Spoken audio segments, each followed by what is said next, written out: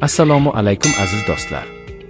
Sizningcha, atigi bir nechta bedanadan oyiga qancha daromad qilish mumkin?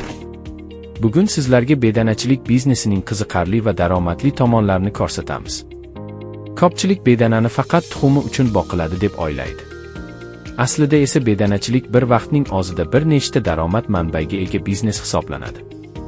Mana bu oq broiler bedanalar go'sht yo'nalishida boqiladi. Ular tez o'sadi va qisqa muddatda bozorbop vaznga yetadi. Bedana go'shti esa mazali va parhez mahsuloti sifatida qadrlanadi. Bu esa tuxum yo'nalishdagi oq bedanalar. Ular muntazam tuxum berib, fermerga doimiy daromad keltiradi. Yaxshi yo'lga qo'yilgan xo'jalikda tuxum savdosining o'zi ham barqaror daromad manbai bo'lishi mumkin. Bu xo'jalikda faqat tuxum va go'sht ishlab chiqarilmaydi. Urug'langan tuxumlar inkubatorlarda ochirilib, sog'lom bedana jo'jalari ham yetishtiriladi. Shuningdek, bu yerda bir kunlik jo'jalar, yosh bedanalar va katta bedanalarni ham buyurtma asosida xarid qilish mumkin. Eng qiziq tomoni shundaki, fermer bir vaqtning o'zida tuxumdan, go'shtdan, jo'jalardan va naslli bedanalardan daromad olishi mumkin.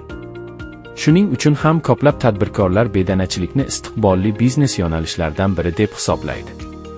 To'g'ri tashkil qilingan va sotuv yo'lga qo'yilgan bedana xo'jaligi fermerga har oy muntazam daromad keltirishi mumkin.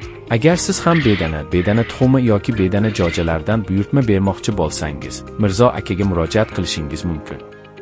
Telefon raqamlari video pastki qismida qoldirilgan. Bizni yo'qotib qo'ymaslik va shunga o'xshash foydali bizneslar haqida videolarni kuzatib borish uchun Baraka Biznes kanaliga obuna bo'ling, videoga like bosing va yaqinlaringizga ulashing. E'tiboringiz uchun rahmat.